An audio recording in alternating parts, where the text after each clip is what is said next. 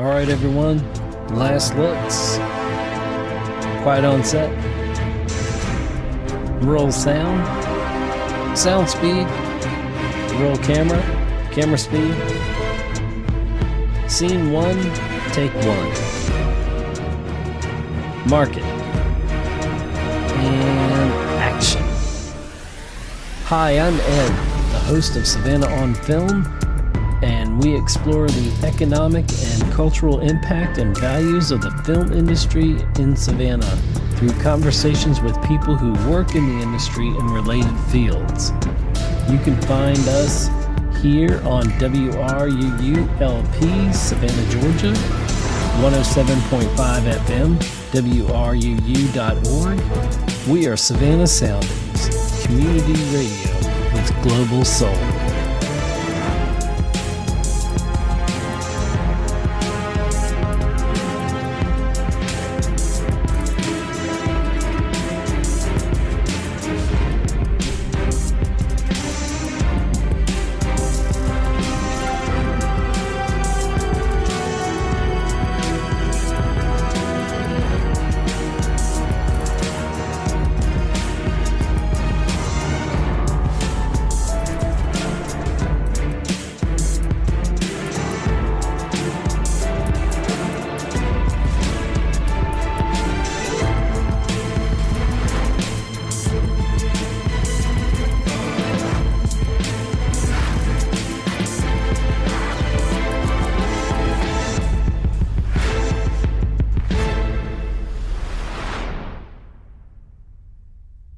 Hello, Savannah. Hello, the world. This is Savannah on Film. I'm your host, Ed Ciucevich, and welcome to another episode. Our purpose here is to explore the economic and cultural impact and values of the film industry in Savannah through conversations with people who work in the industry and related fields. We are here on WRUU 107.5 FM LP, Savannah Soundings, community radio with global soul. We're welcoming to the show very esteemed filmmaker, a gentleman here, kind fella, Kareem McMichael. And let me tell you a little bit about Kareem. Welcome to the show first. Oh, sir. Thank you. Thank you for having me. I'm glad to be here. Thank you for I agreeing love to your be show here. intro, too. Thank you. Thank you very much. The check's in the mail. No. Let's see. Let's just start off. Well, who's Kareem McMichael? This is what I can tell you so far, because he's ever evolving. Kareem is one person with whom the title multi-talented doesn't do him justice.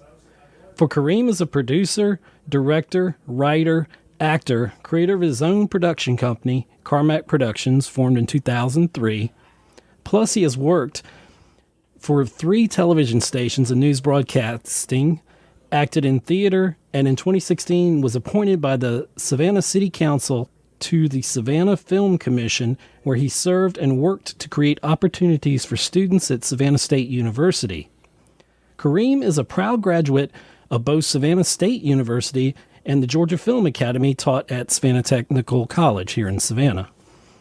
With a major in mass communications and a minor in theater, Kareem has worked tirelessly to achieve what only some dream of, and becoming a success in most everything he does. Kareem has also been active in theater, performing in such classics as one of my favorites of all time, Macbeth. Mine, too. as Malcolm. I don't know what it is about Shakespeare. I love Shakespeare. I love Poe. And that was we'll have to talk about that perhaps later in the show. But yeah, I love being a part of that play. It was wonderful. And if that wasn't enough, Kareem has been awarded many nominations for his various short films, including Road to Desegregation from 2013, about the 1963 March on Washington, where in California it won Best Documentary. Another achievement Kareem has attained is being an active member of the Southeast Emmy chapter of the National Academy of Television Arts and Sciences since 2014. We're not done yet. Oh, no, you see? You're an overachiever. I told him that. No. Oh, no. So got to take a breath there. Okay. Intermission. No, there we go. At intermission. We'll be back. No. The Savannah Cultural Affairs and Arts Commission appointed Kareem to serve from 2018 to 2020. He's already locked the future down now, so you control the future. I love that. Go Thanos. Yes. One snap. And you got that recognition to serve for what you've done for the arts. Now, Kareem grew up performing at the age of 5 in church, in school, as the youngest member of the Jackson 5. No. I know you like Michael Jackson. Yes, And what am I wearing? You're wearing the Thriller. There we go. Album cover on your shirt. Yeah, there you go. Why not? A friend of mine, they're like, why do you like Michael? I like people that perfect their art, and they're the apex. He was forever evolving. Yeah, ever evolving. And you're one of those apex people, so there you go. I lost track here, but I'm still doing your intro here. I'm getting through this. I tell you, I'm going to need a glass of water. But wherever Kareem could perform, he wanted to. Kareem also produces music. The film... No, you were going to bring that up, but I did. Yes, I did. Someone said I really do my research. I do my research. There are things people don't know. You got that old Jackson's tight. Okay. I do too. So, I thought I had something too. Shamo. Sorry. No problem. We could do this the whole show. We could totally do this the whole show. This is the show. So we're going to get through this, I promise. Let's see. But on a serious tip, the films that Kareem has been involved with, they include social subjects like desegregation and domestic violence, plus the award-winning documentary Feed the Hungry, which started filming in 2016, finished there in 2017. I think Hurricane Matthew threw a... Actually, we started filming right after that. We could right after that, yeah. But it did, yeah. Yeah, and it's about Savannah's Feed the Hungry and its founder, State Representative Reverend Carl Gilliard. Mm-hmm. And this documentary won the Silver Award at the Philadelphia International Film Festival and Best Cinematography at the 12-month Film Festival. Kareem's films are helping to shed a light on the problems of this world and to make that change. There we go. I had to do that. I know, right? Thank you. I just know you like Michael. I do. Yeah, I do. So trust me, every reference I'm loving because Okay. And he was about social justice. He really was. He was about raising awareness and really getting, movements changed to. They don't care about us. There we go. Oh, don't get me started. Okay. Anyway. Do not get me started. Depends I can talk music all day, sir. So, okay. I know you can, yes. Yes. Let's see. Just a couple of your accomplishments here. You had another in 2018 in the 12 Months Film Festival, The Love Drought from 2016. Mm-hmm.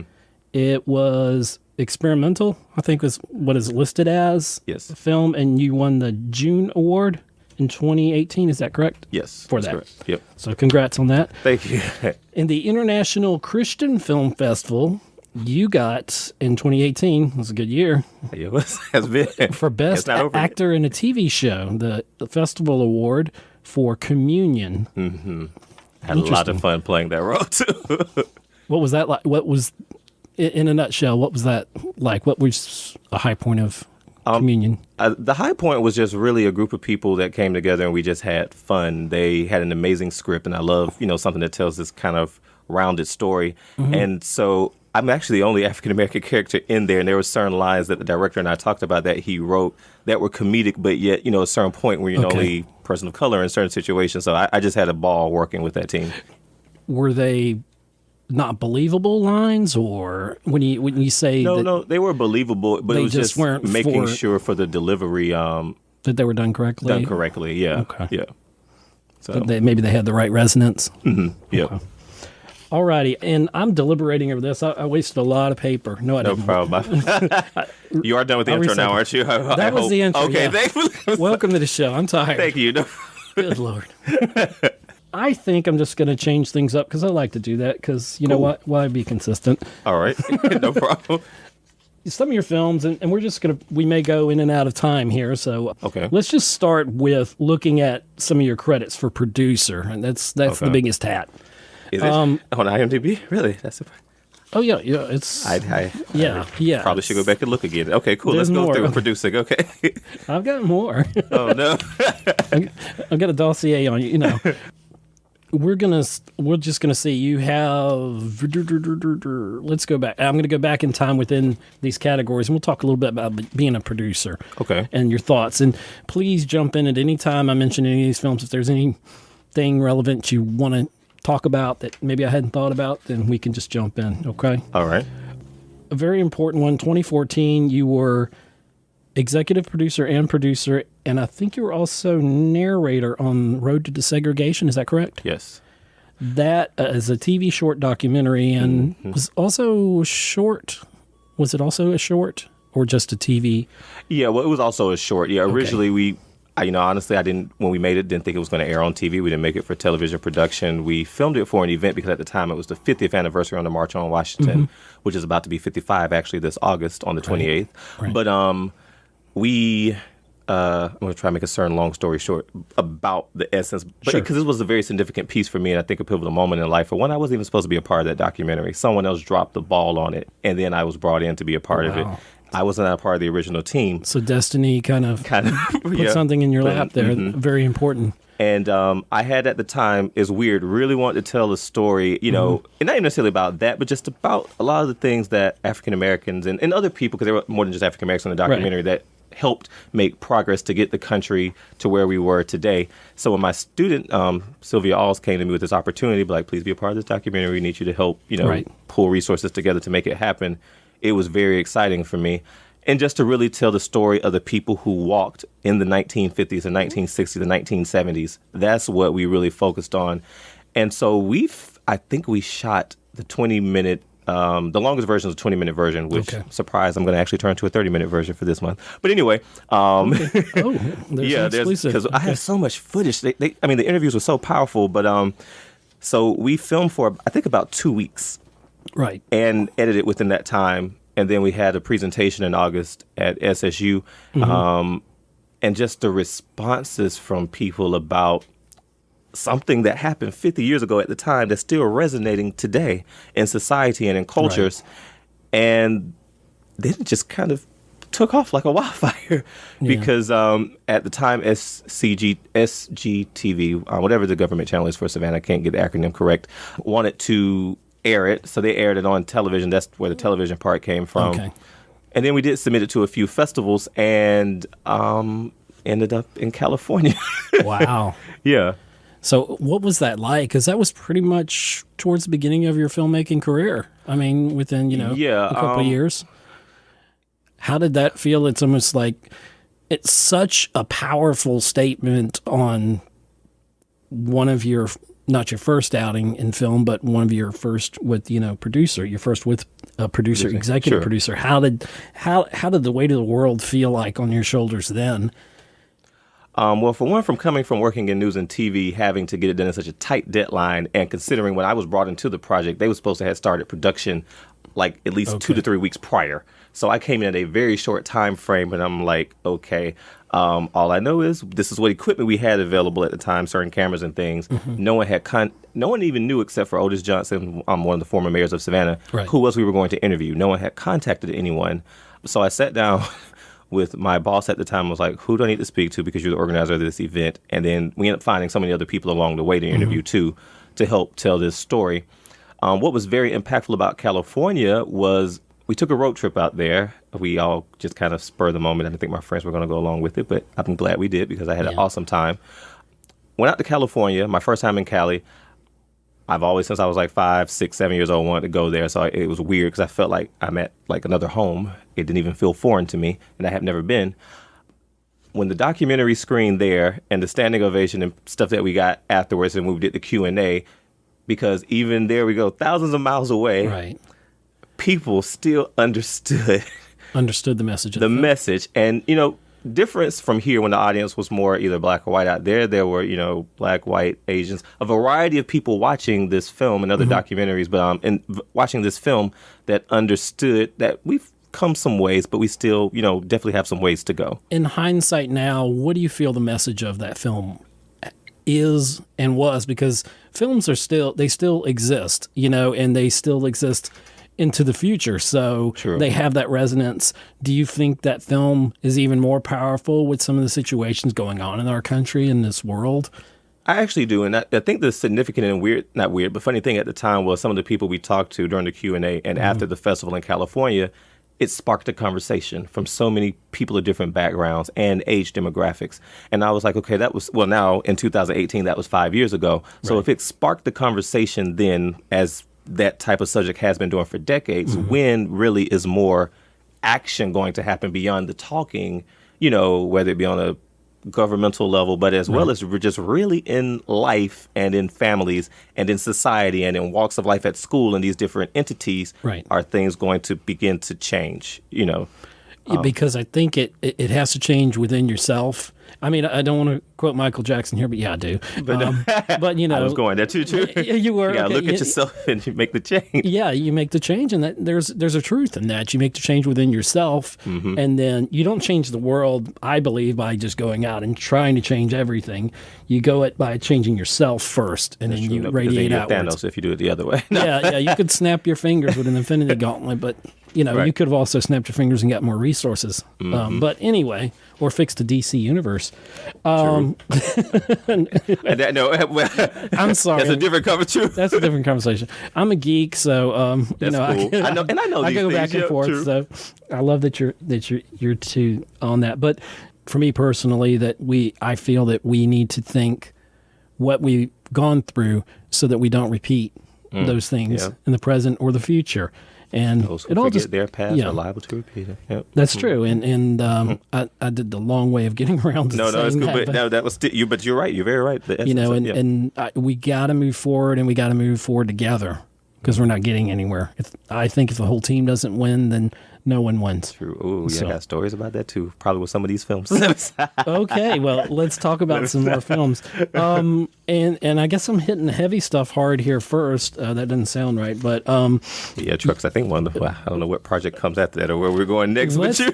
Yeah, I'm throwing my pre-prepared outline in the air here because I want to talk about the Carl Gilliard film, since we're in that same vein of talking, and then we'll get into some more lighthearted stuff. Fiction pieces are different than my nonfiction documentaries, actually. So that's how did try to encapsulate for the listeners that don't know how you got involved with the project. I know you were involved with Will Martin. Yeah. Will Martin and he's the founder and owner of Serious Ways Multimedia, work at Savannah State together. We have been working together since June 2011. Shared an office at that time and knew we both did film and we're doing our separate projects. Yep, true story. There you go. Hashtag. He will appreciate that. There you go. Hashtag true story. Yes. Shared an office was, doing these separate projects. The crazy thing is, I guess maybe it was, I think I got hopefully the year correct, 2013 or 14. Will was trying to produce this documentary on his own. I had no awareness of it then. I had heard of Carl Gilliard at some point because I was working at the TV station by then, or had worked at the TV station, but I had never met him. And so by the time we got to the Georgia Film Academy class in 2016, when the program started at Savannah Tech, there weren't really very many productions in the area at the time. And so Will came up with the idea. He was like, hey, he proposed it to the class. I think a couple of people introduced ideas, and he was like, I had this documentary that I was working on about Savannah Feed the Hungry that now Georgia State Representative Carl Gilliard started back in, I think, 2009. And if you guys would like to, this could be something we could produce as a class project since we didn't have anything else going on. Right. And I think the class ended up splitting. One group decided to work on another project, and then like the other half, we worked on this. Will had asked me to be the producer on it, and I was very happy about it because kind of like before, I was like, I'm looking for a project I could do that I could tell a powerful story, you can something sink that's your teeth real. Into, yeah. I'm like that too. Well, what the challenge this I was not prepared, but I was because we thankfully got it done, but the severity at the time, because like you mentioned earlier, so this was in July of 2016 in the class, towards the end of the class, where we said, okay, boom. No, I take that was the second quarter we were in, so August. Or September, because like you said, by October, I believe Hurricane Matthew had happened. Was it in October or September? One of the months. It was bad. It was bad. Whenever Hurricane Matthew happened, that, like you said, that threw a curveball in when we were originally going to start production. Yeah. So I'm originally from Macon, Georgia. I go back to Macon. I'm up there with my family. And the whole time, though, I'm messaging Carl and Will and some of the potential interview subjects because I'm like, I know we're all displaced right now, but when this comes back together, we get back in the city, we got to, get this done. What I was not prepared for was, I think, whatever day Matthew hit, I don't even know if full 24 hours had passed, but maybe at least 24 hours had passed. It was a chaotic time. Carl asked, could we come back in the city? They were doing different food drives and giveaways because everybody lost, a lot of food. Well, even if you didn't have property damage, without power, your food was gone. Right. So we could come back and start filming at I think is it West Broad Street YMCA? The YMCA on the west side, and start there filming some of the interviews and things. And so we come back into Savannah. I was still without power. I think a friend ended up letting us stay and showering, but that's beside the point. Still without power, though, and to start filming the documentary. Right. But the people we got to talk to that day, including the current mayor of Savannah, Eddie DeLoach, and a bunch of other people, I mean, powerful. Just the resilience. And then where I'm from, I'm not used to going through a hurricane, so I've never had to evacuate. We had relatives who were from Savannah. My wife who would. was out there in the 90s when there was a tropical storm that stalled over there back, I think, when she was, might have been early 90s or so, when she was in college, and they had massive floods. And then, wow. And we've been out there another time, I think, since. But yeah, I mean, things like that. Matthew changed Savannah in a lot of ways. But it's kind of strange because you've got this project, and then you were almost given the perfect opportunity to see in action what exactly. this organization. Yeah. And for Carl to give so selfless of himself, I mean, and that's another of the reasons why I was drawn to it when he and I talked, and he told me, the backstory, and Will had already gave me some of the, subtext about even the family. And then the family was a part. It's not like it's just him. I mean, his whole family does this. And then how beyond his family, there were a lot of community members who used to be in the line to be fed are now helping serve and feed people. It really is like a village. It's the community helping build the community. And this is just a nugget of what Feed the Hungry does. But in the time for the documentary, we were mainly focusing on why they started in 2009. And with, homeless problems and stuff that still occurs in every city. Yeah, poverty, affordable housing, different. Exactly. Mm-hmm. And that disproportionality there, you add on top of that the stress of a hurricane, no power, no lights. And I think it was weeks before a lot of people got power, and so makes it powerful. I mean, it just makes it even more in the moment. And then even to see people. Things I didn't think about with filming this documentary that was a challenge in an interesting way. And Carl had talked about some even true in his own story, just sometime, unfortunately, for some people, embarrassment, not unfortunately having all the resources they should have to sustain. And so what we faced was, a lot of people didn't want to be on camera. Will, fortunately, had filmed a lot of B-roll footage from when he started filming the documentary years ago that we also incorporated in it on top of some of the newer footage we got. But, so dealing with that component. But then there were a great deal of people, too, who were not afraid to tell their story, who was like, yeah, that, was where I was at that time. But thanks to Mr. Gilliard and his family, and thanks to Savannah Feed the Hungry and the things that they've been doing on a local level and now state level, it's helped push my family forward, giving us, knowledge about how to sustain, and then teaching some of them, even had their children, now teaching their children and things going forward, these things. And probably what you learned are reinforcing life skills that you could take home to your original home, Macon, and share that. And then people seeing the film, they can see the good that the organization did and does to feed those who don't have, to give to those that don't have, especially in a time of need. And during Matthew, it was never more, important. Very. So that was, so the swift time when we filmed that, but powerful, but swift. But like I said, I just remember that's when we started, like that date, a day, no more than, I know at least at max a day after Matthew had came and gone back in the city. And we were working on that documentary and filmed for a couple of months just because everybody's schedule, like you said, because even when we all got back to town, a lot of people, it was still a while before you were able to really get your life fully back to normal. And so trying to work around that and stuff, and then the post-production process, which was, God, a long time. Yeah. But just the realism, I think, that you got, you some of the best stuff is the realist stuff. True. So, especially for a documentary that important. So, any last thoughts on that before we kind of move on? No, similar to that one. I mean, I think it was a pretty good team. I definitely enjoyed, working on it.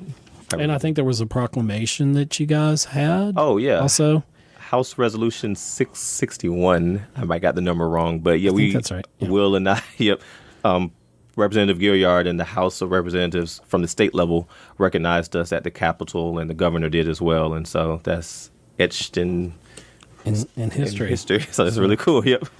We all make our impacts, and you've made a big one. So an important one. I promised we'd talk a little bit about so we're talking about producers. What advice for producers, other producers out there, aspiring producers, do you have? Okay. And I guess to give some pretext too, most of the producers that I've done has been more on the content and bringing resources together side. Some producers do handle funding, or that's more the executive producing side, sometimes depending on the project. But anyway, so advice for producers. The first thing I would say, at least for me personally, I keep a level head. And even if things are going awry, I think it's important when you're dealing with the team and you want to keep things structured, organized, keep people cool, have options of knowing how to get the job done, get it done well, execute it. Hopefully you have enough of your I's dotted and T's crossed that you don't have any issues, but we all know things arise sometime. But when they do, what is the quickest, logical, smartest decisions that you can make as an executive to make sure that things get handled? And putting the best people in place. I cannot stress that enough. Sometime you might still have one or two people who you're like, okay, I worked with you on this project. I want next time. Yeah. And even in situations like that too, just knowing how to manage your team. But I'm sure you on the flip side, you've seen people that maybe you've had people on productions and you're like not so sure about them, but then they really show out in a good way, you know what I mean? And you're like, wow, that person, have you had many situations like that? I'm sure you've had to. And you're like, wow, that person, I'm got to watch that person because that person knows what they're doing. I'll admit in the beginning, I'm probably like Hades underneath the surface. If you ever seen the Hercules movie where his head explodes and I'm like, but worrying about all the above. Yeah. But after that, like you said, but then even and this is somewhat when I'm directing too, but even as a producer if I'm on set with certain things, just being able to know how to talk to people and know how to be able to instruct, in certain ways. And then, like you said, some people do generally grow and blossom. They want to. They've just at that moment they just don't know. And if they don't know, and they're not taught and told. Practice makes perfect with everything. And you never stop learning. Very true. There's always ways to refine your skill set and things that you're doing. So I think those are my two strongest points: is being very aware of what you want, how you want it done, and your team. And then next, being able to pull the right people together for the team and resources, if it's all in your power to be able to do that. You're an actor. Yay. Of many films. And really, it's literally, I've got too many pages here of stuff to go into great detail. And an hour goes by so quickly. It does. And but as an actor, what's your process? What gets you into a character? How does it change from character to character? That's an interesting question. I don't even think I've thought about that in quite a while. I know what I used to, and it was very routine, and I don't think I really do this now. But when I was younger in high school, and especially in college, for some reason I would rigorously just start with learning my lines. And then after that, or somewhere along that way, I'll start really digging into, okay, who's this person's family? Or if you don't have any family, what is his friends? Just kind of creating this world for this character anyway, based off of what's given in the play or film. But and then of course some of that too kind of has whatever the director, if I'm given ideas from him or her already, like this is what I want, this character to bring that aspect of their character out. But what has been a growing process recently, I haven't acted as much as I wanted to in the past 2 to 3 years. I'm not complaining about that. You've been producing and directing a lot of stuff. So you've been busy. Yeah. You've been doing a lot of things. The processes in rehearsal, especially with plays, of being able to grow your character that way. There might be certain things I've preconceived in my head that I've done my subtext on my script, and I'm like, okay, I'm going to bring this component to the table and that component to the table to build this dynamic character. But then your castmates can also sometimes throw you certain things, but it keeps it raw, it keeps it natural. How would your character still react to someone it's coming at, It's kind of like you said earlier about where you were in a film and it was written a different way, or a way that wasn't as effective. As an actor, you know what works and you know what you're capable of doing. And you're always, as an actor, everyone is always pushing themselves to attain that higher level of nailing that character to what that character's concept is. And sometimes an actor, I think of Heath Ledger in The Joker. how he, Yeah. he took that to another level, so I think you kind of do that as an actor, right? And I was going to say, it's funny that you brought Heath Ledger up, and that's one of the things I'm wanting or doing more of, because earlier when I was younger, I used to get super nervous before I went on stage. Right. Or I never was really that nervous going on camera, but definitely going on stage. And so getting out of myself, knowing that, for one, like this, I'm in front of people, but it's not me as this character. Right. And so really immersing myself in... and being vulnerable that way. True. Emotionally, I mean, putting yourself out there, you've got to be prepared, I think. It makes me think about one of the most challenging roles, and this was way back in, I think, 2006 when I was in college, or 2007. Either way, I did Amen Corner. It's a play by James Baldwin. And I played this character who was a drinker, smoker. He talked back to his mother. Things that Kareem did not do, because if I talk back to my mom, can I do you probably this? would not be talking to me right now. Exactly. So I'm getting paid to do this. Doing all types, and it really was. The character smoked a lot of things that I did not do, and some of my castmates at the time, for life experiences, might have done these things, and so they were trying to. So that was challenging to me to wrap my mind around. So yeah, like you said, just so really me immersing myself and being able to do the role effectively. Cool. Well, we're going to have to take a quick little break here and pause for a few commercials. And we've got Kareem McMichael here with us today. And we're going to be coming back in just a second with more. And we're going to be talking about writing. Okay. All right. Hey, thank you. We'll be right back on Savannah on Film. For 10 days in August, WRUU 107.5 FM will be auctioning off more than $3,000 worth of fun and unique items to raise money to support this nonprofit community radio station. WRUU radio hosts have worked hard to gather items to delight and dazzle. From August 11th through the 21st, you can bid on gift cards and certificates for great local restaurants and bars, art, theater, fitness, and much more. Browse the catalog today. Every purchase will help WRUU continue to bring you Savannah's most diverse and passionate radio programming. Look for the summer business auction at WRUU.org. The Ogeechee Riverkeeper offers monthly canoe and kayak excursions in all of the river's watershed through October. This year's paddles will take adventurers from the river's twisting and turning northern sections near Wadley, west of Augusta, to broad coastal stretches near Harris Neck, south of Savannah. The trips range from beginner to intermediate in difficulty. Boat rental is available. For more information, visit OgeecheeRiverkeeper.org. Tune in Saturdays at 3 p.m. to Muses, Memoirs, and More, your show about authors, artists, and entertainers with your host, Adam Messer.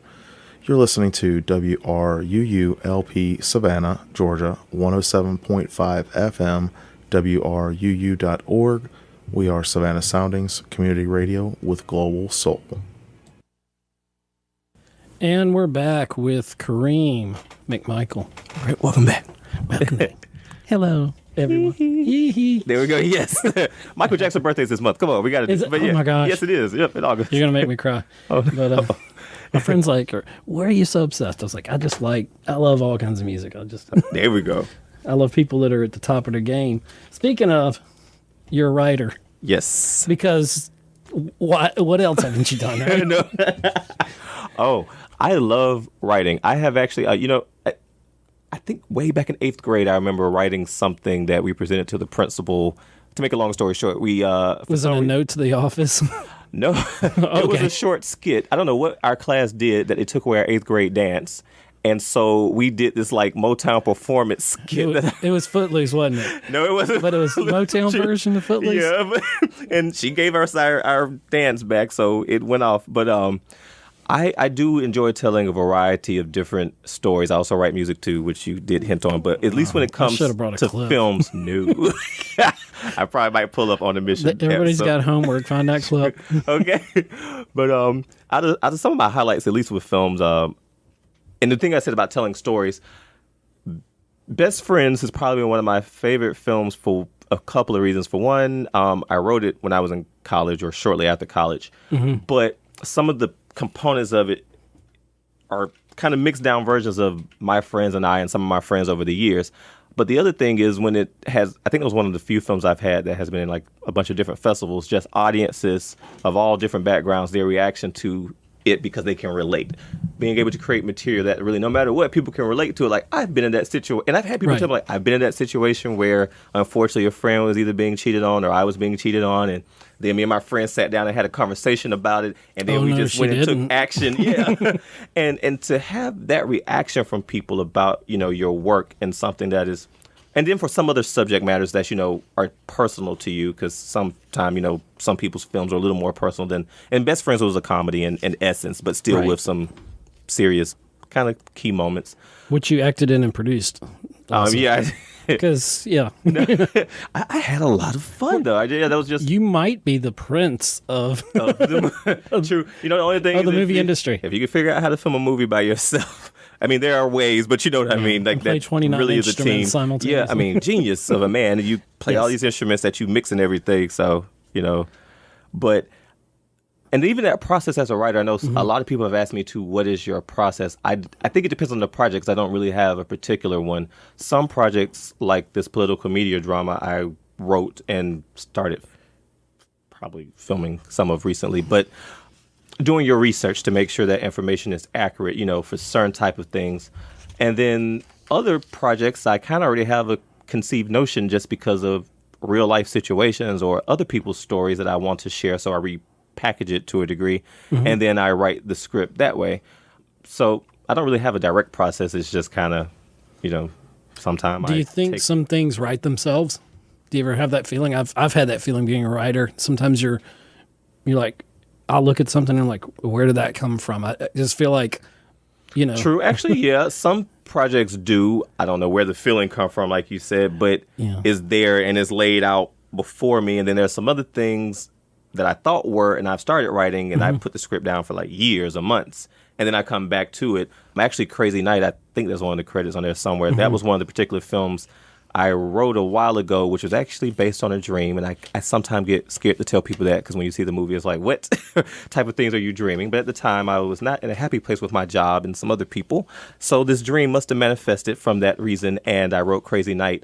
But for some reason, I stopped either midway through or whatever, or the original ending, like the last two scenes I changed. And so years later, I, for some reason, dug it back up, and I was like, I don't like the ending in the last two scenes, and so I changed it. Because everybody's wondering, the tagline, it's 4 people, 3 backstabbers, 2 lovers, and 1 crazy night. Yep. So, I like that. So I was, and that was one of those other situations, like when the timing was just, I pitched it to a guy, friend of mine, Darius, who wanted to be the DP and was the DP on the project. And he loved the script, and we sat down. And that's another thing, too, with even, the producing and sometimes directing process. When you, again, sit down with your team, I'm not one of those people that have these complexes and that's so stuck on whatever. If you have a better idea with certain things, I am open to hear it. Now, I'm not necessarily saying all the time, depending that we'll use it, but I'm definitely open to hear it. Or we can try it. And again, if it doesn't work, then do what's best for the film and the quality of the product. So yeah, but I do enjoy writing a great deal, and there's some things I wrote that have never seen the light of day. If you had to choose one thing that you could do, acting, producing, writing, directing, I know it's like choosing between the kids, which could you not live without? Acting. Okay. I enjoy being someone else sometimes. I mean, it was the thing that I wanted to do since I was like 5. I used to watch Jack Nicholson play the Joker in Batman, and that role was one of the ones that resonated with me for some reason. Yeah. And I just said I wanted to do that. I wanted to do that, or be a news reporter. But here's what it is. Well, I did work in news, but yeah. So it would be acting. I always know to be acting. That was my first love. Some of the other things basically just came along the way, which is I'm not complaining about. But acting was always my acting. So acting's one you can't live without. Yep, can't live without. And that's probably for a lot of people that would probably be the answer, because transformative. You get to be transformative, and you have a lot of pressure on you, but you don't have the entire film on you. You do, in a sense. Well, I don't even think about it for that reason. That's true. That's the thing people don't think about a lot as a producer, too, I feel like, or a director. A lot is really riding on you being sure that this ship is still selling. Yeah, because you're the, depending on your role, you're the captain of it. Or in each department, you're kind of the captain of each department. Right. And you can't afford to let, the sound go bad because, that's like the opening the porthole in the your ship. job, And but you're right. Yeah, and then the water comes in, and, well, that would be True. bad. And we've talked about that before even, too. Yeah, and I've had some projects in the past, especially in college and kind of first out of college, where I was just like, oh, God, that sound. Oh, Lord Jesus. I was like, maybe we should make it a silent movie if people could still understand it. So I've heard some that have, oh, dear. I want, here's my card. True. Hire him. Hire me. I'll try. And you are great. No, you are. Well, you do your job well. So here's that $100. Concentration to detail is important, really important. Well, it is. It is. You have to have that attention to detail. And no matter if you're getting paid $2 or you're getting $2,000, right, you ought to be given 200% at whatever you're doing and whatever your field is, because you never know who you're going to impress, or you never know. It's the fact that even if you see your position or your job, and this is for anything in life, I think that, no matter what your supposed level is in a situation, if you don't give your all, the bricks of that foundation are just going to fall in. And you know what you said earlier in your statement just resonated with me so well, too, because I think a lot of people, I mean, for me personally, I can't speak for everybody, awards and all that stuff that looks great and feel great will come. And even if it doesn't, the thing that I want hopefully to be said is, and even as I look at my work, too, I did something that I know, for one, I hopefully improved and did better than I did the last time in certain aspects. Oh, my gosh, yeah. And I will also hope to, kind of like I went back earlier with writing, especially in certain things, that I touched someone, that something, and that was one, a lot of people haven't seen Love Drop, but one of the best things someone said to me about Love Drop, because it is a love story of a couple that gets together, goes through a pretty some traumatic experiences, and relationship almost crumbles, but then end up resolving it and working it out. And at this particular screening, a lady walked up to me. No, she messaged me the next day on Facebook. She found me and she said, I really love your film. My husband and I just got married, and I know that everything's not going to be easy, but I hope that if, during those times we're able to fight, work through it, and if it's meant to be, that we'll work it out. That, I was almost like... Movies and music for me are like therapy in my life. I mean, if I'm feeling something or not feeling something, I put on that song, whatever, and I'm there, and it lifts you up. Or sometimes sometimes you got to drag yourself through the dirty, dark parts of life, and those sadnesses, Crazy night, and like Crazy Night. There you go. Just so you can get to the good stuff, and you gotta climb through. You feel like you're climbing through that mud, but you can make it, and you can get to the other side. And there's always sunshine on the other side of that cloud. You just can't see it, and being a writer, you get to craft an entire world. You create something from nothing. You're like a potter. You're taking this clay and you're just crafting your own creation, and then you're filling it up with these interesting people that are going to bring those characters to life. And you take this wonderful bit of clay, as it were, and it turns into this wonderful building or something, whatever the analogy is. So I don't know how to end that. No, that was perfect. Yeah, like I said, sculpture, huge. Yeah. Yeah. The sun's getting low. Okay, gotcha. Oh, no. Snap. So I cannot get to all the films that you've got here, man, but you're very acclaimed. And if any of the people out there listening, if you're interested, you should check out your IMDb, and it'll take you a while to scroll through everything on there that you've done. Can you pick a top film that you've probably done, or a top 5? Okay, I guess, Crazy Night, Best Friends. Someone's probably going to be mad at me for this part. Oh, you said 5. So I do the 2 documentaries, Road to Desegregation and Feed the Hungry. Okay. So I was like, I'm not going to cut it down to 3. Actually, those would be the top 4 films. I'm not necessarily... I mean, the one I just did, the last 48 Hour that we just did this year, I actually really enjoyed working on that one. And that was? Called A Great Day. A Great Day, yeah. And there's a project that I did wrap earlier this year that I'm excited about. Still in post-production. Can you mention it? Yeah. MLK Junior Boulevard. That one. Okay. Yeah. So we're still in post-production, getting some music. There we go. And things. And then hopefully there's because of NDA, I can't talk about this one particular project. But when it hits... If you can't even mention it. When it hits I can just say it will be a documentary type thing. That much I can say. So here we go Okay. back to the nonfiction realm of I things. did see something about a documentary in my research, but I don't know if we're talking the same one, but I No, respect if it's that one, then it's probably it's not. a different one. Okay. Yeah, so you can mention it, whatever it is. I'm not going to mention it because I don't want to make. I think no, it's not the same one. I think I'm This talking about the information- same thing. No, it's not. This information is not public anywhere. Oh, What documentary are you talking about? Okay, then never mind. Unless you know not gonna something say. I don't know. No, I put it this way. I am just the DP on this project that it is I'm talking about, so I'm not Okay. mentioning anything beyond that. but you even have dealt with cinematography. You've been a cinematographer or involved in that. A Sunday Kind of Love is something that a short you've completed. True. Yeah, I'm actually excited about that one too. Oh, how dare I not mention that one? A shout out to Sierra, wrote a beautiful script, a very beautiful script, and that was another social justice, not social justice, but deal with different themes in society of people who are marginalized.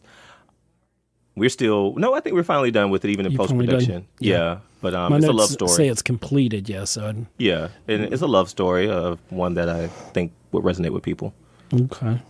When you're trying to be in love with who you genuinely want to love, but society and societal norms are telling you that you have to be another way. So, What can you say about Mistaken? Mistaken. Was that this? Oh, that was the second year I did the 48 hour. Yeah, it was. Oh, okay, cool. That was actually a really good experience, primarily because I feel like every position plus some was covered. So really, all I had to do was just focus on making sure the you were a paperwork. script editor in that too. That too. Oh, this is probably a bad story. You don't have to if you Well, can't it's not say a bad it. story. It's just I enjoyed the original script, but when I read it, I was like, there were some things that did not wove together correctly. Yep, they didn't so weave the I way was you like, wanted them we to. need to make link certain things to make them bridge together better, because there were moments in the beginning of the movie that didn't make sense to how these people went from one location to another. Like, why did they go to this location? Right. No one ever explained that too. So I had to go back in and make some edits to be like, To make now it makes sense why they went to this house, because it's not. Especially for a mystery movie, you can't tell a mystery story and then not, have certain things. And a couple of your recent movies completed in 2018. There's Express Therapy, a short. Yes, that's a short, which actually will be a web series. Aaliyah Curry wrote it. Hopefully when some of the SCAD students that's a part of the project come back for the quarter, we'll continue filming the next 2 episodes. But that's episode 1. That's a short. We did send it to a few because in the essence, as a short, it could work as its kind of own separate film. And there's a lot of festivals out there too for almost any type of film That's you can true. think of. There's a festival so for- really look yeah. at Without a Box and Film Freeway if you're producing content and you want to try to get it out there. But so yeah, I'm excited about that one a great deal, really. And we get to use this local community coffee shop too, so it's pretty exciting. Yay. I don't know if I asked this yet. I probably haven't, but I like to kind of ask this. But where do you see yourself in 5 years? Okay. In 5 years, some of the goals, hopefully a master's degree. I don't think at that point necessarily in Savannah anymore. I'm not sure, things change, but I'm looking at perhaps the extreme would be like LA or New York. I've always liked DC a great deal, and if I stay in Georgia, Atlanta. If I'm still here in Savannah, and even if I'm not, I would still like to be involved in these ways. Oh, and that's the other thing I was going to say, which Sure. hopefully I'm pretty close to it, at least hopefully getting some secured funding for a particular feature film or two. There are a lot of resources and this is kind of one of the questions I know you sent me in an email, basically, like what things I would hope to happen to bring film here to Savannah or even for the state of Georgia. We bring a lot of productions from the outside here too, which is very great. Yes. But what I would encourage is people take advantage of the resources that are here for us content producers in the state of Georgia, and talk to people who can help you. When I was in the Capitol in Atlanta last year, so many people were interested, even just after seeing clips of the Feed the Hungry documentary, in funding homegrown things. There's not a lot of money for documentaries necessarily, but if you have a feature project, try to seek funding for the projects and hire your local friends. A lot of us know local people who do things and do them well. Hire them to help produce your film, and that helps elevate everybody in the state of Georgia. They don't have to be union. They could be union, Yep, there you go. non-union. True. It doesn't Right. matter. As long as that person can do the job, take a chance on them, because you never know how you can change someone else's life in such a positive way by giving them an opportunity to practice their craft, to learn what their craft is, or to learn if that craft isn't for them. You know? Yeah, because sometimes you get into sometimes it, you're like, no. You said you could DP, and True. Dear. No, I know, right? Like, what? So, and I think those are some of the things, and I do have a few television projects that I would like to do, and I'm talking to a distribution company as well to hopefully at least distribute. I think I'm going to start with some of my documentaries because they're a little more fuller. I don't want to really distribute more cohesive in a way. So that's where I'm at. 5-year plan. Well, we have totally run out of time here. Okay. And, Thank you. Is there anything in our last closing minutes that I hadn't covered that maybe that you want to bring up and discuss real quick? No, man, I think we covered a great deal. Okay, Yeah, no and I was glad I was jeopardy. able to get that last part in, really about like we talked about last, what we can do to really bring film here. Right. To We Georgia. need some sound stages. I hear that a lot in Savannah. We need to compete in a big way with Atlanta. Do you True. think? The infrastructure. I know they're working on it. I know there are plans, but they're Well, I think there's a lot of challenges, and you know, we were really close to getting one. And I would say to encourage people, educate your elected officials on why certain things are needed. And I think people think film just only benefit actors or these glamorous producers and directors. There's so many much more. departments. I mean, all the way down to custodial, construction. If you have, transportation, catering, I almost anything you can think of, a film needs it. right. There is somebody in every So department. that's basically like I needs have to. reinforced earlier. If we get a soundstage here, that would be consistent work for a lot of people, really consistent work for a lot of people.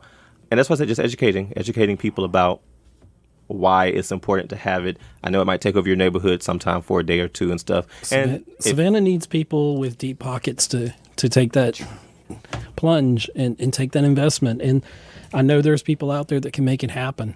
so if you're listening, Savannah, if you're listening, and this is going worldwide, so Right. if you're listening there, That is Savannah's a true. great place to make. You already know it's a great place to make films.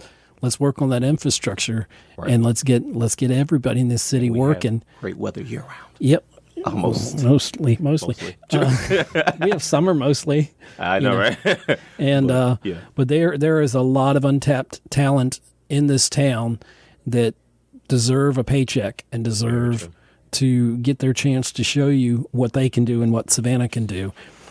And anyway, Kareem, I just want to thank you so much for making time out of your busy schedule before I had to print more of your stuff. Thank you. next time you come back, hopefully, I'll be full this high full of achievements, and you can bring your Academy Award in studio here and everything. Yeah, that would be a huge blessing one day. But thank you very much for what you do for Savannah, for what you've done for the film community, through all the different careers you are having. You're making a lot happen, and you're helping to make a lot of dreams come true. And so keep up the good work, and all the best to you in Thank that. you so much. You as well. Thank you. Well, thank you. And like I said, thank you, Kareem, for joining me today here on Savannah on Film. And Savannah on Film wants to feature film professionals at different levels. So if you're listening, you're in the industry, I'd love to talk to you too.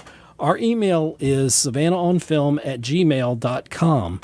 We are on Facebook as Savannah on Film.